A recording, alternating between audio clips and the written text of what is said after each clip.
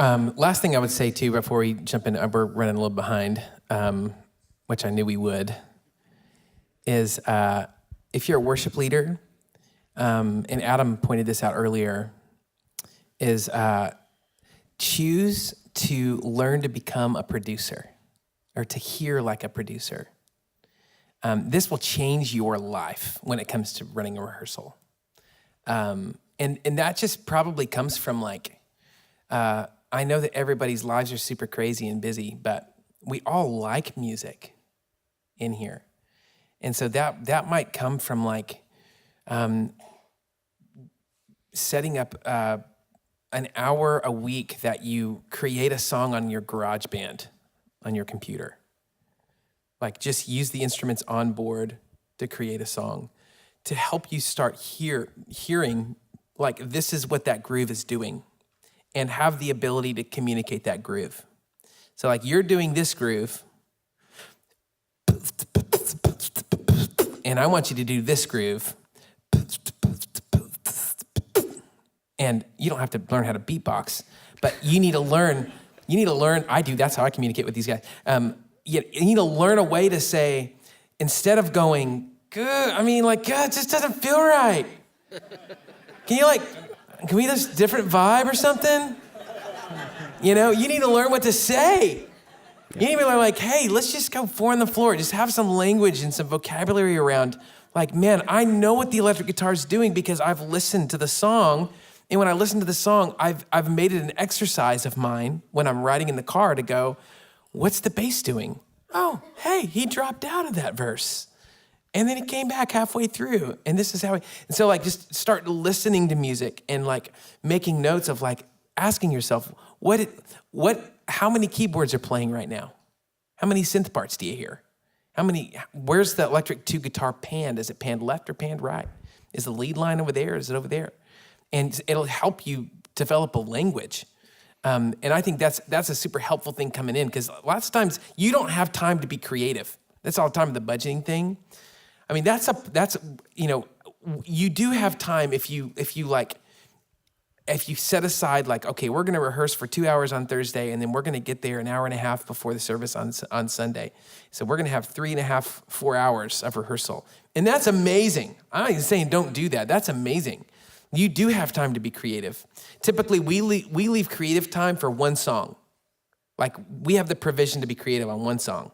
So it's okay, I'll bring in a new song. We don't do many new songs because we have an hour and 15 minutes to do 6 songs.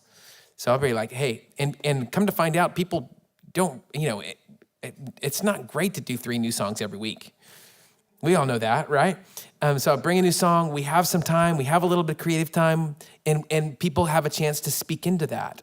But most of the time, it's we're on it. We're leading it. Dude, wrong groove. Hey, flag. We just went through that. Drop out right there. Don't play there. Diamond right there. Choke that moment. Develop a language and a vocabulary that you can lead these guys because they're looking for that. And often there's some vague terms thrown out. That's something that you do really well and just frees us up you talk about reducing conflict and having kind of harmony and things moving quickly. Hopefully that burden isn't just on you. Adam does a really great job of saying, hey, what if you didn't play that and played this instead? Or, hey, I like this, I'm going to shift. And so just that idea of thinking through and producing the song and being aware of what's happening, I think reduces the potential for conflict, for confusion, and just creates removing distractions and enables you to hopefully budget your time elsewhere so that you're not just trying to be what's the kick pattern? So for you to just know, and then we know the kick pattern. Yeah, and if that's not natural for you, if you're there's no way I can hear all that, then find the dude or the girl in your band that has that gift and bring them on board with you and collaborate and invest in them. Or the sound guy. That's super helpful. What'd you say? Or the sound guy. Or the sound guy. Or sound girl. Or the light guy. Some girl. It's not, and just a side note, it's not natural for anybody until you jump on that quest. And it's a process, a long process of work. And I think you start chipping away at it. It's 20 years in, and this language is just coming around. Totally. What we do. I would say that these guys could talk for hours on this. But you need to get to a place as a musician and a worship leader, at least in your rehearsal, where you hear each other. That's a huge deal. Mm-hmm. And I know that I'm not even going to let these guys talk because they could talk for hours, and maybe they will tomorrow. Like, you need to know what you're doing. You need to be a part of it. It needs to be okay for you to completely drop out for a quarter of the song. Like, the oboe does not play very much at the symphony, but when they play, it is awesome. And that is totally okay. And you need to think like that. And the reason why is that you are creating this picture of something, and you're taking a truth of God, and you're trying to put something around it so people can see that truth.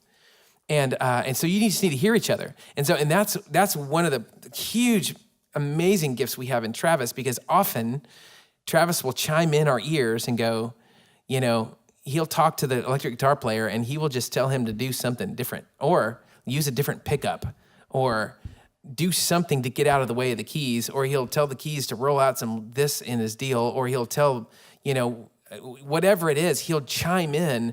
And you'll say, you are playing in this person's space. This person has sonic space. You have sonic space. You're a role. Get out of the space. Change what you're doing. Or you'll hear a note. It's all in love, right? It's all in love. Totally. Am I on? Can you hear me? Am I on? And so anyway, that's a really great thing to do. That's the last thing I'll say. Okay, so